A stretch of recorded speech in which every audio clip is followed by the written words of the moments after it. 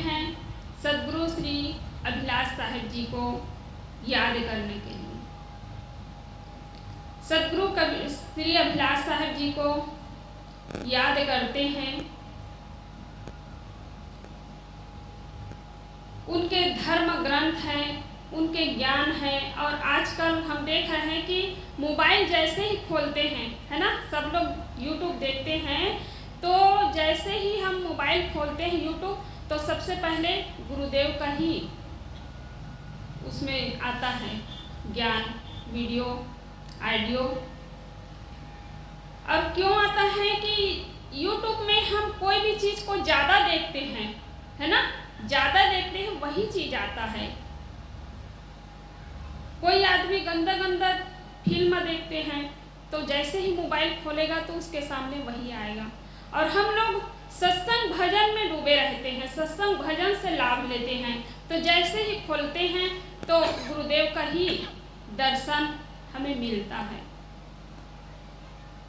सदगुरु श्री अभिलाष साहब जी कबीर पंथ में ब्रह्मांड का वह ध्रुव तारा है जो सदा सदा चमकते रहेंगे।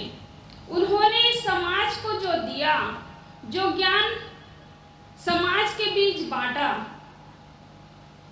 और आप लोग सब प्रत्यक्ष रूप से देख रहे हैं। गुरुदेव जी ने जो समाज निर्माण किए, संत समाज देखने को मिल रहा है अभी कि हम दूसरे पंथ का तो कम ही देख रहे हैं। यहाँ इरई कला में भी आश्रम है, कोटियाडीह में आश्रम है, राजीव, कहाँ तक गिनाया जाए, गुरुदेव से ही जुड़े हुए ये सब आश्रम हैं। अब गुरुदेव जी का ही नियम का वहाँ पर पालन होता है। अब गुरुदेव जी ने जो भी नियम बनाया, बहुत सोच समझ कर के नियम बनाया। भोजन किस टाइम करना चाहिए, सत्संग भजन किस टाइम करना चाहिए, ध्यान कितने समय करना चाहिए, इस सब का नियम। तो जो भी नियम बनाए हैं वो केवल अभी के लिए नहीं हैं, बल्कि सदा सदा के लिए हैं। जैसे सदगुरु कबीर साहब का जो संदेश है वो अजर अमर है, ऐसे ही गुरुदेव जी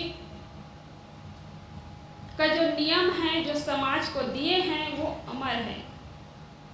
और जो भी उसके नियम के अनुकूल चलेंगे उसका कल्याण ही होगा। वो कभी भटक नहीं सकता है, चाहे संत समाज हो, चाहे भक्त समाज हो, नारी समाज हो। नारी समाज को ऊपर उठाने में सदगुरु श्री अभिलाष साहब जी की अहम भूमिका है। पहले आश्रम नहीं था, घर में रहकर साधना करती थी साध्वियाँ, तो बहुत कम लोग, क्योंकि घर में अनुकूल नहीं मिल पाता है, क्योंकि घर परिवार के सभी सदस्यों का विचार भी एक नहीं हो सकता है, तो इसलिए अनुकूल नहीं बन पाता है साधना करने के लिए। तो अधिकतम तो इसी डर के कारण, इसी भय के कारण कदम नहीं उठा पाते थे कि हम यदि घर छोड़ करके साधना करने के लिए निकल जाएंगे तो कहाँ रहेंगे, कहाँ रहकर हम साधना करेंगे, ये सोच करके कोई कदम नहीं उठा पाते थे। लेकिन जैसे ही आश्रम का निर्माण शुरू हुआ, श्री कबीर ब्रह्मचारिणी आश्रम कोटियाडीह, और वहाँ पर बहुत कम समय में 40-50 की संख्या में साधवियाँ इकट्ठी हो गई, और कई जगह आश्रम का निर्माण हुआ। कई साधवियाँ जो है घर में रहकर साधना करने लगी, लेकिन गुरुदेव से ही बल मिला, गुरुदेव जी ने ही ऊपर उठाए। आज हमें सदगुरु श्री अभिलाष साहब जी का ज्ञान न मिला होता, उनके दर्शन न मिले होते, तो हम इस मंच पर ना होते। पहले मंच पर बैठकर कोई प्रवचन नहीं कर पाते थे, किसी के बीच समाज को कुछ दे नहीं पाते थे। लेकिन सदगुरु श्री अभिलाष साहब जी की ही कृपा दृष्टि है, जो नारी समाज आज मंच पर बैठ करके बोल रहे हैं, समाज को कुछ दे पा रहे हैं, हमारी नारी समाज जो है ऊपर उठ रही हैं, सदगुरु श्री अभिलाष साहब जी की ही देन है। उन्होंने अपने जीवन में बहुत किया। आज जो साहित्य हमारे सामने में है, गुरुदेव जी ने ये 130 ग्रंथ लिखे हैं, जिसमें सबसे पहले वैराग संजीवनी के तो सबसे पहले लिखे गुरुदेव जी। यहाँ राजिम तरफ कोई चिवरी गांव है ना, चिवरी बंगला कहते हैं, वहाँ पर लिखे हैं और कुछ घर में भी लिख रहे थे। तो वैराग संजीवनी को आप खोल करके देखेंगे पूरा वैराग से भरा हुआ है। और उतने ही कम उम्र में, 21-22 साल की उम्र में उन्होंने लिखे हैं, रे मौत प्यारी मौत मेरे सामने आया करे, तू सामने रहती नहीं तब सत्य तन यहाँ भासता। और हकीकत है, जब मौत को याद करते हैं तो शरीर की नश्वरता, क्षणभंगुरता, ये सब सामने आता है। शरीर के प्रति मोह है, परिवार के प्रति मोह है, घर गाड़ी बंगला मकान के लिए मोह है, ये सब मोह खत्म हो जाता है।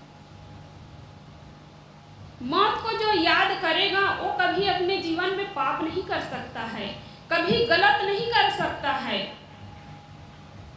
तो सदगुरु श्री अभिलाष साहब जी 130 ग्रंथ की रचना किए, और वो भी केवल कबीर साहब के विचारों को ही नहीं, न केवल भारतीय संस्कृतियों को, बल्कि विश्व के मतलब कोने कोने में छिपे हुए जो ग्रंथ था उस पर गहन गंभीर चिंतन किए, अध्ययन किए और बहुत ही सरल भाषा में हम लोगों के सामने प्रस्तुत किए, जिसको आज सभी लोग बहुत सहज ही अध्ययन मन कर सकते हैं।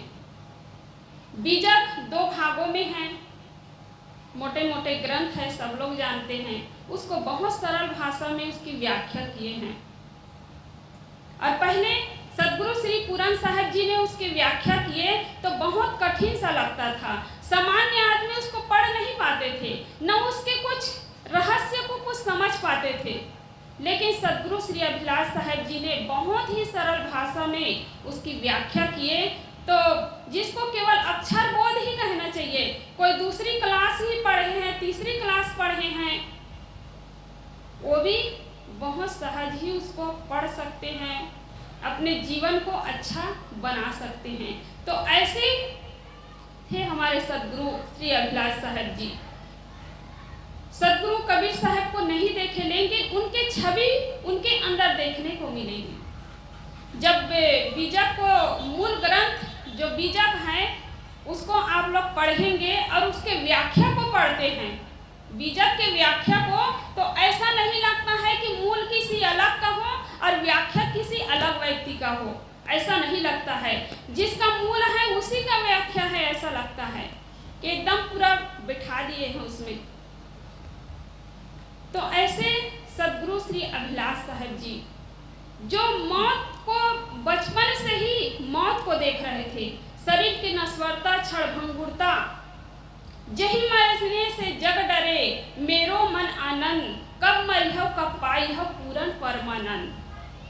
जिस मरने से लोग डरते हैं, संसार के लोग डरते हैं, मौत से घबराते हैं, शरीर छूट न जाए, परिवार के सदस्य का शरीर छूट न जाए, ये प्राणी पदार्थ हमसे अलग न हो जाए। लेकिन सदगुरु श्री अभिलाष साहब जी शरीर के मोह को पहले ही खत्म कर चुके थे, बचपन से ही। जब सदगुरु श्री अभिलाष साहब जी घर में थे तो बचपन में उसको सदगुरु श्री कबीर साहब का ज्ञान नहीं हुआ था, पुस्तक नहीं मिली थी। वो राम भगवान की मूर्ति रखकर पूजा करते थे, कृष्ण भगवान की मूर्ति रख कर के पूजा करते थे, और यदि कोई कृष्ण भगवान, राम भगवान के बारे में कुछ बोल देते थे अपोजिट, तो एकदम उसको दुख होता था, दर्द होता था। क्योंकि जिस इष्ट के प्रति आपके मन में श्रद्धा हो, भक्ति हो, उसके विपरीत कोई बात करे तो बहुत दर्द होता है, बहुत दुख होता है।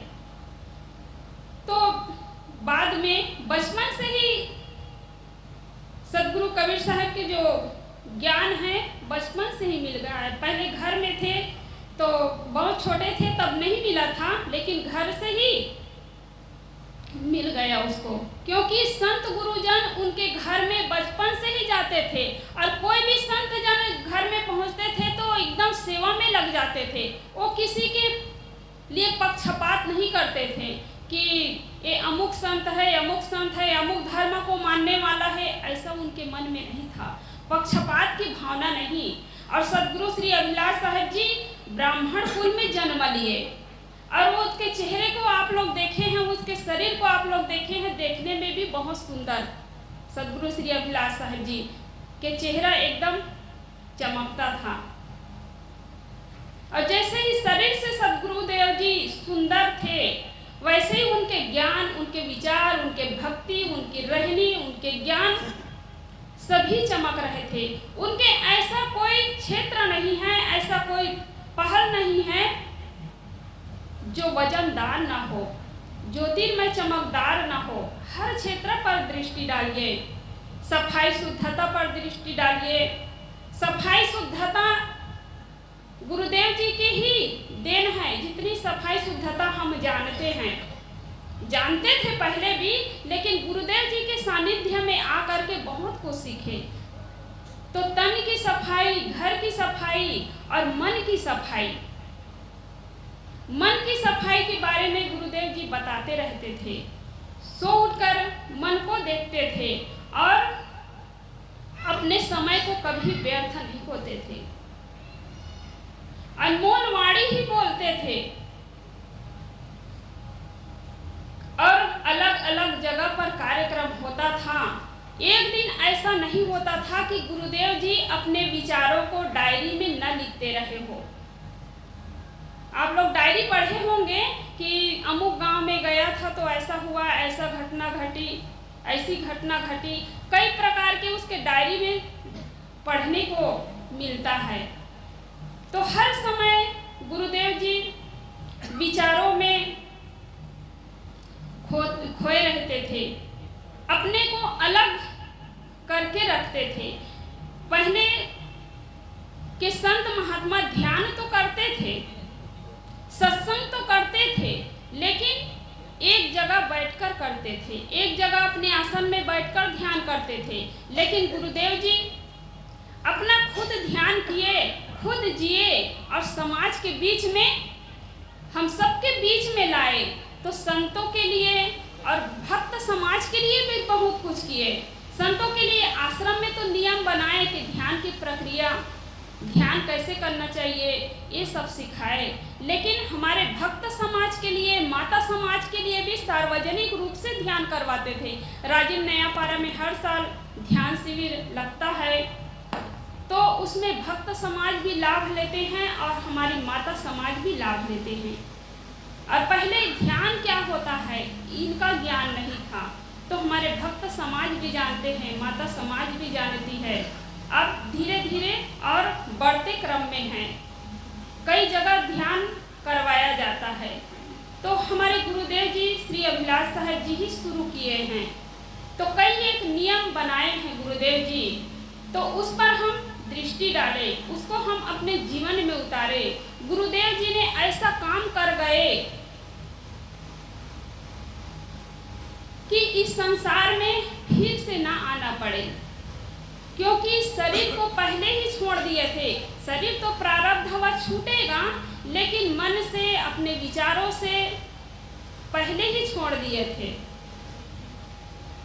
और जब इस संसार में आए और संसार से गए तो वो एक ही समान। सदगुरु कबीर साहब के लिए कहा जाता है ना कि सो चादर सुध नर मुनि ओढ़े, ओढ़ के मैली किन्ही चदरिया। साहेब कबीर जतन से ओढ़े, ज्यों की त्यों धर दीन्ही चदरिया। ऐसे सदगुरु श्री अभिलाष साहब जी जिए। तो सदगुरु श्री अभिलाष साहब जी के मानने वाले बहुत है, कबीर साहब के मानने वाले बहुत है, उनको याद करते हैं, उनके भजनों को गाते हैं। तो उनके जो बताए हुए मार्ग है, उनका जो ज्ञान है, उसको हम अपने जीवन में उतारेंगे, तभी तभी हमारा कल्याण हो सकता है। और महापुरुष जो जीते जी, कहना चाहिए, जो जीते जी जिंदा होते हैं वही मरने के बाद भी जिंदा होते हैं। ऐसा नहीं कि हमारे अंदर श्वास चल रही है तो हम जी रहे हैं, जिंदा तो है ना, देखने में जिंदा तो है, लेकिन हम विचार करें, कुछ सोचें, कुछ समझें, क्या हम हकीकत में जी रहे हैं, क्या हकीकत में हम जिंदा हैं। सदगुरु कबीर साहब जी ने क्या कहा है, जाघट प्रेम न संचरे सोघट जान मसान। जिसके अंदर में प्रेम नहीं है वो क्या है, शमशान घाट के समान है। चाहे कितना बड़ा समाज हो, कितने बड़े परिवार हो, आपस में यदि प्रेम नहीं है, एक दूसरे की बातों का जहाँ आदर नहीं है, प्रेम नहीं है किसी के अंदर में, तो शमशान घाट की तरह है। मरे हुए मुर्दे एक दूसरे से बात नहीं करते हैं, शमशान घाट में जाएंगे तो। ऐसे ही घर परिवार में हैं, समाज में हैं, एक दूसरे से बात नहीं कर रहे हैं, एक दूसरे के लिए सहयोग नहीं कर रहे हैं, हंस नहीं पा रहे, बोल नहीं पा रहे, तो मुर्दे के समान हैं। तो हमारे भीतर प्रेम होना चाहिए, और प्रेम में ही स्वर्ग है। गुरुदेव जी कहा ही करते थे कि प्रेम में मोक्ष है, प्रेम में स्वर्ग है और अनासक्ति में मोक्ष है। तो सबसे पहले व्यवहार आता है। व्यवहार जिनका सही है, व्यवहार जिनका पवित्र है, व्यवहार जिनका शुद्ध है, उसका परमार्थ भी अच्छा होगा। कोई भगवान है, कोई ईश्वर है, उसके सामने कोई पूजा करने के लिए जाते हैं, आरती वंदना करने के लिए जाते हैं, तो कितने घंटा करते हैं, 1 घंटा या 2 घंटा। यदि परिवार के साथ प्रेम का व्यवहार नहीं है, आपस में तालमेल नहीं बैठते हैं, तो पूजा बेकार हो जाएगा। आपके मन में पूजा किस लिए करते हैं, हमारे मन में शांति मिले, हमें सुख मिले, हमारे जीवन में स्वर्ग उतर आए। यदि वो नहीं है तो भगवान की पूजा करना बेकार है। सदगुरु कबीर साहब जी कहते हैं कि भगवान की पूजा तुम भले मत करो, कहीं दूर जाकर भगवान की पूजा भले मत करो, लेकिन घर के सदस्य हो उसके साथ आपस में प्रेम से रहो, तो वही सबसे बड़ी पूजा है। जो कुछ करो सो पूजा। सदगुरु कबीर साहब कहते हैं, मैं जो कुछ करता हूँ वह पूजा है।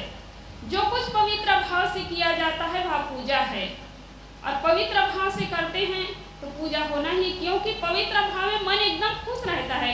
हमारी माताएं झाड़ू लगाती है, यदि खुश होकर लगाती है तो वो पूजा है। बर्तन साफ करती है प्रसन्न मन से तो वो पूजा है। भोजन बनाती है प्रसन्न मन से तो वो पूजा है।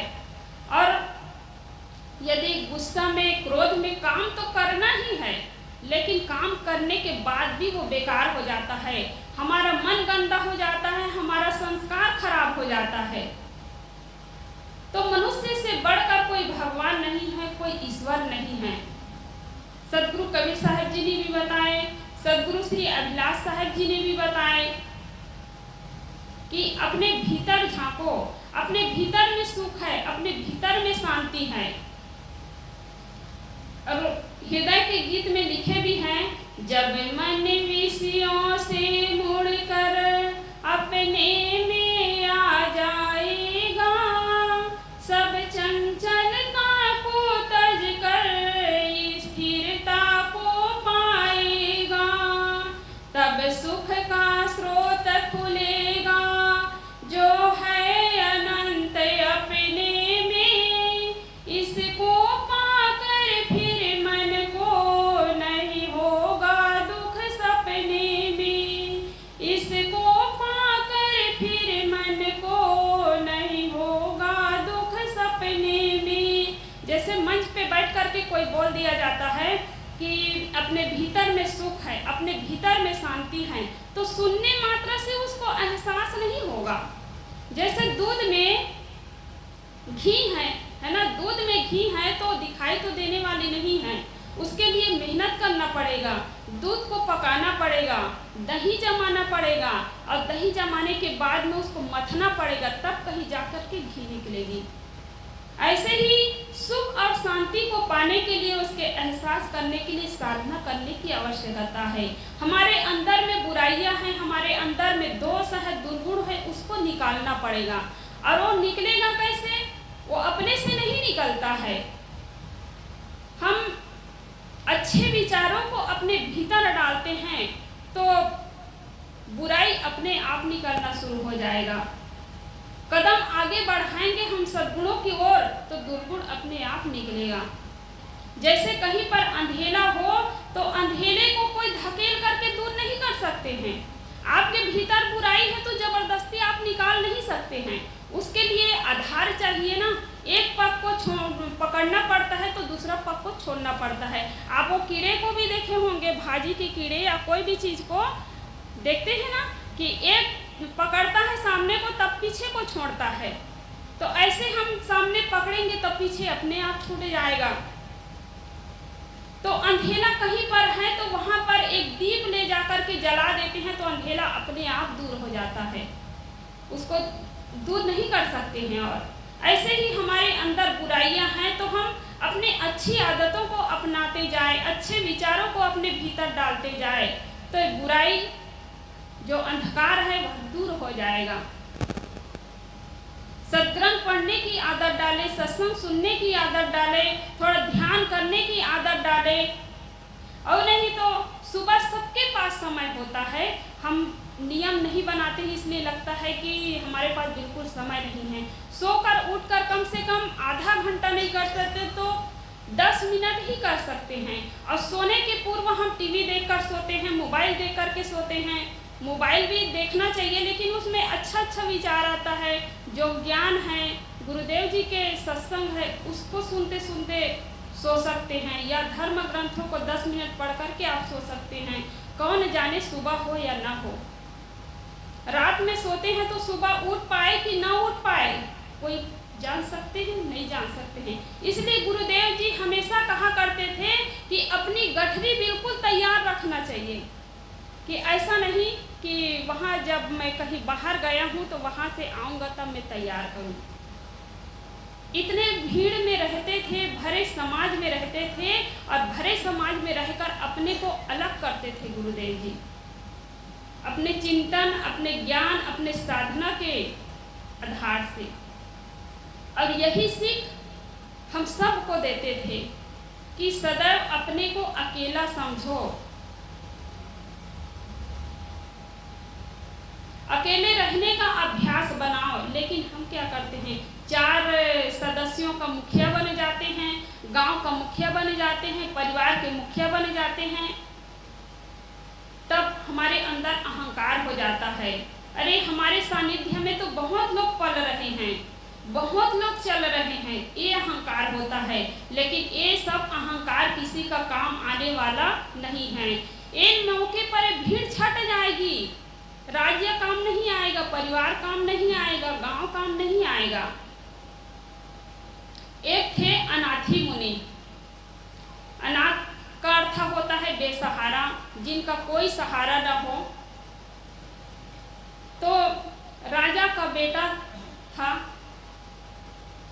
उसके जीवन में दुख आया, तकलीफ आई तो घर छोड़ करके साधना करने के लिए चले गए। उनकी उम्र लगभग 30-35 की रही होगी। तो ध्यान साधना के लिए जंगल में चले गए। तो वही गांव के राजा, जिस जगह पे गए थे उसी देश के राजा टहलने के लिए जाते हैं अपने मंत्री के साथ में, और देखते हैं एकदम रूप रंग सुंदर और जवानी अवस्था देख करके चौंक जाते हैं कि इतने कम उम्र में और जवानी अवस्था में एक साधना करने के लिए आए हैं, जंगल में तपस्या कर रहे हैं। उसको कुछ बात करने की इच्छा हुई लेकिन ध्यान में बैठे थे, कुछ नहीं बोले, चले गए। फिर वापस लौटते हैं तो संत जी ध्यान से उठ करके शांत मुद्रा में बैठे हुए थे। फिर राजा प्रश्न पूछते हैं कि इतनी कम उम्र में आप वैराग धारण कर लिए हैं, साधना पथ में लग गए हैं। और ये हकीकत है कि किसी को कम उम्र में ध्यान साधना करते देख करके लोग पूछते हैं, हमारी माताएं पूछती हैं, भाई लोग पूछते हैं। जब मुझे याद है कि आज से मतलब 19-20 साल हो गया, 18-20 साल कहना चाहिए, कि जब बड़ी साहब के साथ में मैं जाती थी तो बहुत हमारी माताएं पूछती थी कि साहब जी, साहब जी, आपके माँ बाप है कि नहीं हैं? आपके भाई बंधु है कि नहीं हैं? कैसे घर से निकल गई हो? इस प्रकार कई लोग पूछते माताएं। तो आदमी सोचते हैं कि कम उम्र के हैं, ध्यान साधना में लगे, उनको दुख होता है। लेकिन एक बूढ़ा व्यक्ति होता है, समय बीत जाता है, बुढ़ापा आ जाता है, उसके बाद भी वो ध्यान चिंतन मनन में नहीं लग पाते हैं। उसको पूछा जाए कि आप इतने बूढ़े होकर केवल परिवार के लिए सोच रहे हैं, परिवार के मोह में जकड़े हुए हैं, तब वो क्या कहते हैं, क्या करें साहब जी, बहू बेटा घर छोड़कर निकल जाते हैं तो घर को संभालना पड़ता है, नाती पोता को झुलाना पड़ता है। और वही व्यक्ति क्या कहते थे पहले, जब बेटे की शादी नहीं हुई थी, तो साहब जी मैं बेटे की शादी कर दूंगा ना, फिर स्वतंत्र होकर के घूमूंगा, मैं सत्संग में जाऊंगा, बेटे के लिए मकान बनवा देता हूँ, बेटे के लिए गाड़ी खरीद देता हूँ, बेटे की शादी कर देता हूँ, ज़मीन खरीद, ये सब। लेकिन आदमी सोचते हैं कि आगे हमें सब काम से छुट्टी मिलेगी तो बहुत समय मिलेगा, लेकिन उसमें और जकड़ जाता है, समय नहीं मिल पाता है। करत विचार जन्म गौ खीसे, इतन रहत असाधा, ये तन जो है बिना साधे ही मौत के मुख में चला जाता है। इसलिए हम सबको सोचना चाहिए, इस पर विचार करना चाहिए कि शरीर रोज रोज मर रहा है। तो महात्मा जी ध्यान मुद्रा में बैठे हुए थे, तो राजा ने पूछा कि आप इतने कम उम्र में ध्यान साधना में लग गए हैं। तो महात्मा क्या कहते हैं कि राजन क्या करूं, मैं अनाथ हूँ, मेरा कोई नहीं है संसार में, इसलिए मैं घर छोड़ करके निकल गया। तो राजा कहते हैं कि महात्मा जी, अच्छा आप अनाथ हो तो चलिए मैं आपके आपके नाथ बनने के लिए मैं तैयार हूँ। मैं आधा राज्य आपको दे दूंगा, आप मेरे साथ चलिए, आधा राज्य मैं आपको दे दूंगा और मेरी बेटी की शादी आपसे कर दूंगा। देखिए वो राजा क्या कह रहे हैं कि आधा राज्य दे दूंगा, अपनी बेटी की शादी आपसे कर दूंगा। तब महात्मा कहते हैं कि राजन आप क्या कहते हो, आप खुद अनाथ हो। तो जैसे ही अनाथ कहने लगे तो उसको बहुत धक्का लगा, अहंकार को ठेस लगा राजा को। उन्होंने कहा कि महात्मा जी आप कैसे मुझे अनाथ कह दिए, क्योंकि मेरे राज्य में लाखों लोग एक साथ भोजन करते हैं, मैं अमुक जगह का राजा हूँ और आप कह दिए मुझे अनाथ है। तब महात्मा बताने लगे कि राजन मैं भी अमुक राजा का बेटा हूँ, मेरी भी पत्नी थी, मेरे भी माँ बाप हैं, मेरी भी पत्नी है। मुझे भी यही अहंकार होता था कि जब मेरे जीवन में कभी विपत्ति आएगी, समस्या आएगी, तो ये भीड़ काम देंगे, राज्य काम देंगे, परिवार के लोग काम देंगे, राज्य के लोग काम देंगे। लेकिन एक समय ऐसा आया कि मेरे पेट में बहुत जोरों से दर्द उठा, कोई धन संपत्ति कुछ काम नहीं आया। माता पिता वैद्य को बुलाए, दवाई दिलवाए, लेकिन शांत नहीं हुआ। माता वहीं पर विलख रही है, रो रही है, पिताजी रो रहे हैं, पत्नी रो रही है सिर पटक पटक करके, लेकिन मेरा दर्द शांत नहीं हुआ। और फिर उसी समय में संकल्प लिया कि कोई किसी के दर्द को बांट नहीं सकता है, अकेले को ही दुख भोगना पड़ता है, अकेले को ही सहना पड़ता है, तो क्यों न मैं परिवार को छोड़ करके साधना करने के लिए निकल जाता हूँ। क्योंकि कोई किसी का नहीं है तो क्या फायदा परिवार में रहना, समाज में रहना, हमारे दुख को कोई बांट नहीं पाते हैं तो क्या फायदा रहना। तो धीरे से वो दर्द शांत हो गया और घर त्याग करके निकल गया। यहाँ पर इतने लोग बैठे हुए हैं सत्संग में, किसी के शरीर में अचानक से दर्द उठ जाएगा, आप बाहर से डॉक्टर बुलवा सकते हैं, डॉक्टर साहब सामने बैठे ही हैं, दवाई दे सकते हैं, इंजेक्शन लगा सकते हैं, लेकिन उनके दर्द को, उनके दुख को कोई बांट नहीं सकते हैं, दुख को सहना ही पड़ता है। इसलिए हम ऐसा काम करें कि हमारे जीवन में कभी दुख ना आए, कभी तकलीफ ना आए। हम ऐसे भक्ति के बीज बोए, ज्ञान के बीज बोए। जो बो चुके हैं उसको तो काटना पड़ेगा ना। अभी आप लोग धान के फसल लगाए हुए हैं तो जो बोए हैं उसको काटना ही पड़ेगा, चाहे चना हो, गेहूं हो, धान हो, कुछ भी हो। तो ऐसे ही हम चाहे सुख के बीज चाहे दुख के बीज बो चुके हैं, उसको तो काटना ही पड़ेगा, उसको तो सहना ही पड़ेगा। लेकिन आगे हम ऐसा काम ना करें। जीना ऐसा जीना हो, जीना किसी का तड़पाए तो ऐसे जीवन जिए हम कि हमारे द्वारा किसी को दुख ना हो, किसी को चोट ना पहुंचे, दूसरों के दुखों, दूसरों के कटु वाणी को, कटु व्यवहार को हम सह ले, लेकिन हम अपने तरफ से किसी को जहर न पिलाए, किसी को ऐसी कटु वाणी न बोले जो सुनकर उसको तकलीफ हो। क्योंकि मीठी वाणी है, मधुर व्यवहार है। मीठी वाणी ऐसा मंत्र है, ऐसी औषधि है जो मरने वालों को भी बचा सकता है। जैसे कोई बड़े बुजुर्ग है, खाट में पड़ा हुआ है जर्जर अवस्था में, वो सोचता है कि हे मालिक मुझे उठा ले जाए, मैं संसार को देख चुका हूँ, अब जीना नहीं चाहता हूँ। लेकिन उसके पास जा कर के कोई मीठी वाणी बोल दे, अच्छा व्यवहार करना शुरू कर दे, तो उसका मन खुश हो जाएगा। वह सोचेगा कि मैं संसार में कुछ दिन और जी लूँ। लेकिन एक जवान व्यक्ति होता है, उसको कटु बोल दिया जाता है, कठोर वाणी बोल दिया जाता है, जो कभी नहीं सोचता है कि मैं इस दुनिया से चला जाऊं। वो संसार में जीना चाहता है, सपना देखता है कि मैं बड़ा होकर के अमुक काम करूंगा, ऐसा बनूंगा, वैसा बनूंगा। लेकिन कटु वाणी ऐसे जहर है जिसको सुन करके आदमी गलत कदम उठा लेता है।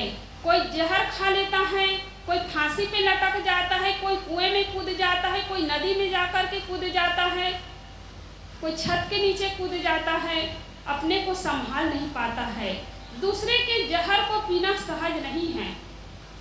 तो हम अपने तरफ से जहाँ तक हो पाए प्रयास करें कि दूसरे की कटु वाणी को सह लें और हम दूसरों को कभी कटु वाणी न बोले। शब्द संहारे बोलिए, शब्द के हाथ न पाँव, एक शब्द करे औषधि, एक शब्द करे घाव। शब्द के हाथ पाँव नहीं है, लेकिन संभालना उसको हमको है। हम अपने हृदय रूपी तराजू में तौल करके ऐसी वाणी निकाले, ऐसा वचन बोले कि दूसरों का मन खुश हो जाए, प्रसन्न हो जाए। और यही जीवन जीने की तरीका है। तो सदगुरु श्री अभिलाष साहब जी ने हमें बहुत कुछ दिया। तो गुरुदेव जी को मानते हैं, हर साल श्रद्धांजलि मनाते हैं, जन्मदिन मनाते हैं, उसके भजनों को गाते हैं, उसके वचनों को याद करते हैं। तो सदगुरु श्री अभिलाष साहब जी के जो दिए हुए ज्ञान हैं उसको हम हृदय में धारण करें। जो उनके लिखे हुए ग्रंथ है उसको हम पढ़ें, गहन चिंतन मनन करें और उसके बताए मार्ग पर चलेंगे, तभी हमारा कल्याण हो सकता है। और नहीं तो याद बस करने से कुछ नहीं होता है।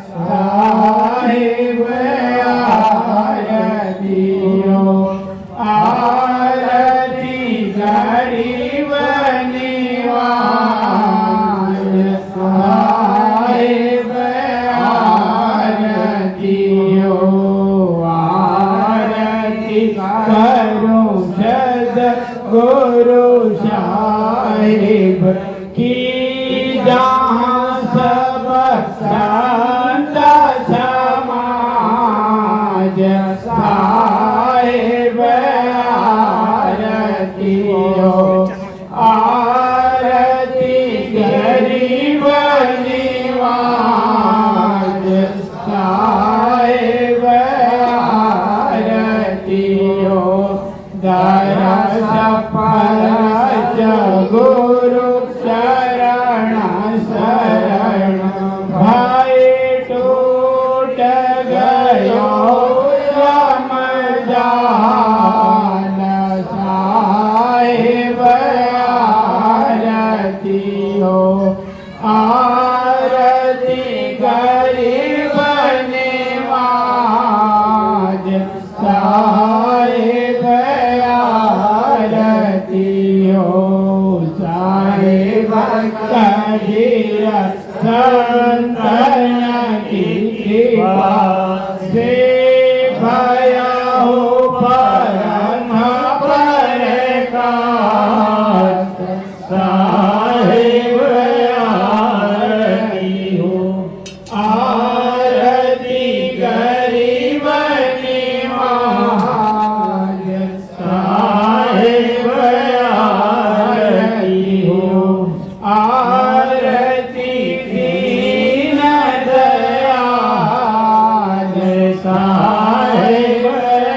आरती हो। आरती रख दिया और हाथ जोड़कर सभी लोग खड़े हो जाएं।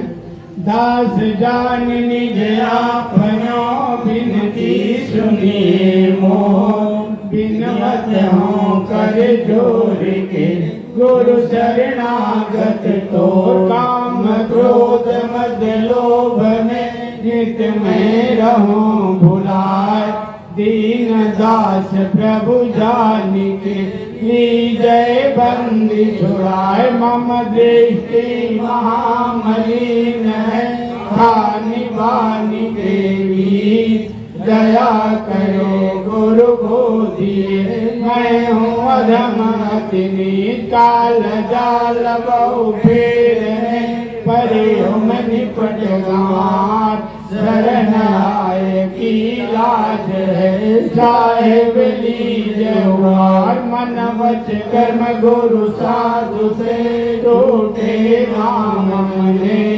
बंदी छोड़या दीजिए वरदान सदा छे साहिब के दरबार में कभी काहे नाही बंधा मई पावे नहीं चूक चाकरी मान ना गुरोरधिकं तत्त्वं ना गुरोरधिकं तप गुरु ज्ञानात् परं नास्ति तस्मै सद्गुरुवे नमः ध्यानमूलं गुरुर्मूर्ति पूजामूलं गुरुपदम् मंत्रमूलं गुरुर्वाक्यं मोक्षमूलं गुरुकृपा गुरुर्देवो गुरुर्धर्मो गुरुर्निष्ठा परन्तप गुरुपरं नास्ति नास्ति तत्त्वं गुरुपरम्। सभी लोग सामने हाथ रख के ऊपर बढ़ जाएं। बंदाओं सन्मुख पार की शीश भेंट धरुआर वचन उचारो वंदई सत्य प्रेम के साहेब बंदगी साहेब बंदगी साहेब बंदगी साहेब बोलिए सतगुरु कबीर साहेब की सतगुरु अभिलाष साहेब की सब सर्व संत समाज की साहेब बंदगी साहेब